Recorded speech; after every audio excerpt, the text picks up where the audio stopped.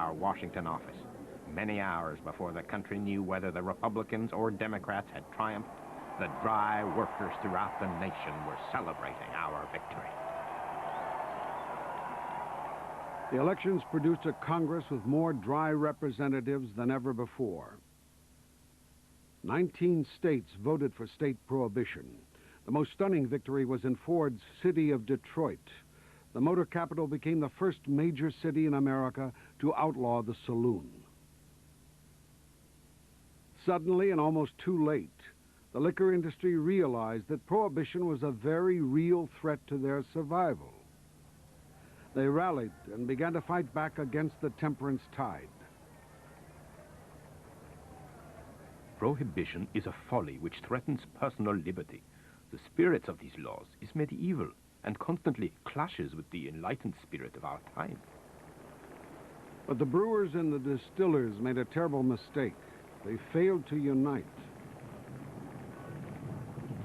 The distillers wanted to regulate the saloon. The brewers wanted to make them safe for beer by abolishing whiskey. Beer, they said, was a foodstuff, liquid bread.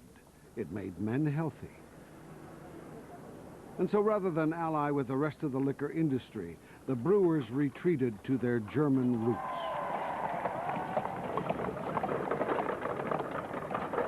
The effects of the fanatics are directed primarily against us Germans. German manners and customs and the joviality of the German people are a thorn in the flesh of those gentlemen. Those gentlemen, including Wheeler, were working hard to keep their congressmen dry. But rallying state votes was a far cry from amending the Constitution. The prohibitionists were up against 150 years of state suspicion of federal laws. The most difficult business in American government is the amendment of the Constitution, and therefore the requirements for agreement are set extremely high. 2/3 of the Congress must approve an amendment, and then it must be approved by 3/4 of the states. Not a simple majority anywhere along the line.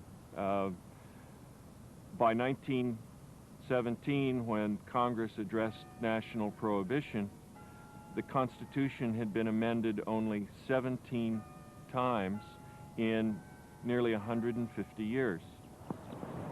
It was the First World War in Europe which proved the turning point.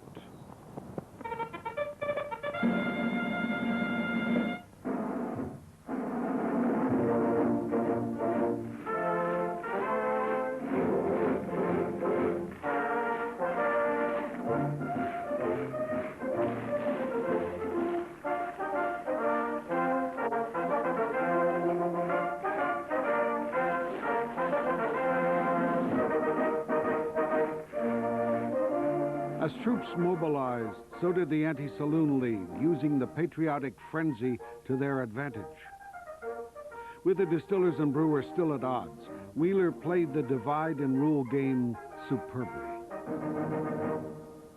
First, he attacked whiskey and the hard liquor trade as an economic drain on the nation. It was a waste of grain, he said, in time of national emergency. His men in Congress agreed, and they banned the use of grain for the production of distilled spirits. With no grain to make alcohol, the distillers closed down. Now Wheeler had the brewers and saloons in the front line of his dry fire. He pushed Congress to make saloons out of bounds to men in uniform and argued they shouldn't be able to drink overseas either. He encouraged the former baseball star, Billy Sunday, a reformed alcoholic, to preach abstinence to the troops. Liquor, he told them, was as evil as the Hun himself.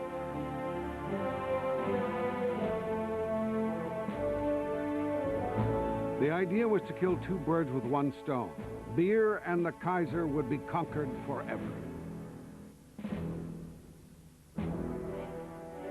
German brewers in America were portrayed as secret agents for the Kaiser, his fist poised above the innocents.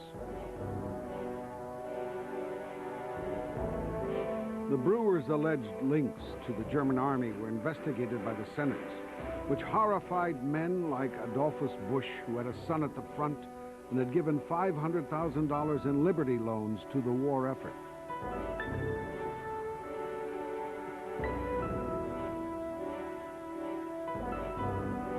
But so convincing was the Anti-Saloon League's propaganda machine that any arguments against Prohibition showed the brewers to be greedy and immoral. It was perfect timing for Wheeler and his men. In January 1918, Wheeler capitalized on the mood and submitted national prohibition to the vote. Prohibition became so associated with patriotism, so associated with morality, so associated with protecting women and children and the poor, that to vote against Prohibition would be, to be voting against the obviously righteous solution to America's social problems. And so, in some ways, it's not surprising that Prohibition did pass, given the kind of rhetoric associated with it, given the sense that it was presented as such a glorious solution to America's social problems. To be against Prohibition would be like being against motherhood or the flag.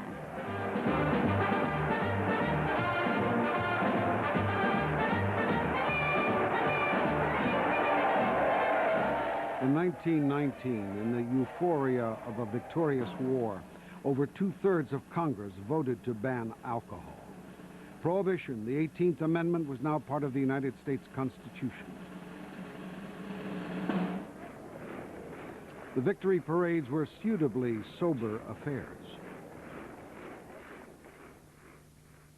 On January 16th, the newspaper headlines announced Wheeler's victory. Exactly 1 year from that day, the law would become effective. Congress allowed its citizens a year to close down the saloons, a year to work out the practicalities of transforming America into a dry nation.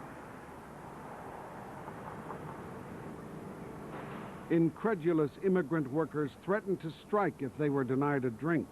No beer, no work, they warned. The worker strikes of 1919 turned to rioting and damned any hopes of concessions. In the wake of the Russian Revolution, America feared a communist uprising. It was easy for Wheeler to persuade government that making any compromises on the liquor question could be fatal. Wayne Wheeler was the mastermind behind the legislation which defined the details of Prohibition. Known as the Volstead Act, the new law banned the manufacture, sale, and transport of intoxicating beverages throughout America. It defined anything with more than 0.5% of alcohol as intoxicating.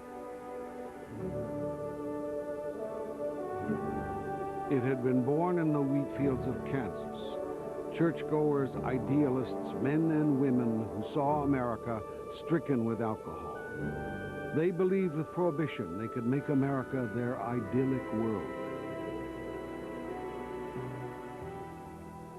But Prohibition had stirred a hornet's nest. American values meant very different things to its increasingly different people. Prohibition had been attached to so many other moral issues, its vote was never purely on alcohol. Prohibition proved to the world that without the wholehearted support of the people, a totalitarian law is destined to failure.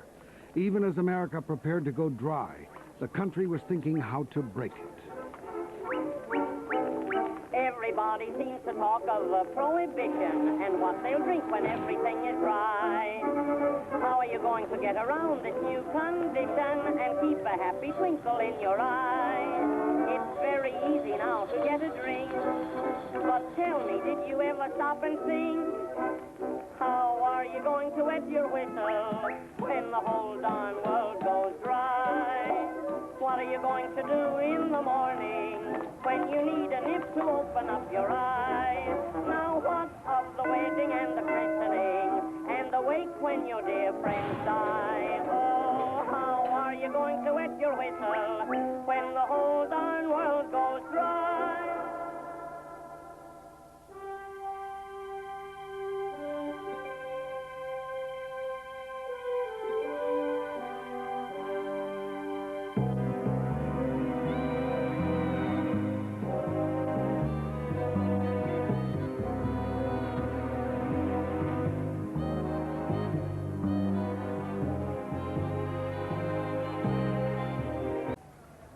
Prohibition is a folly which threatens personal liberty.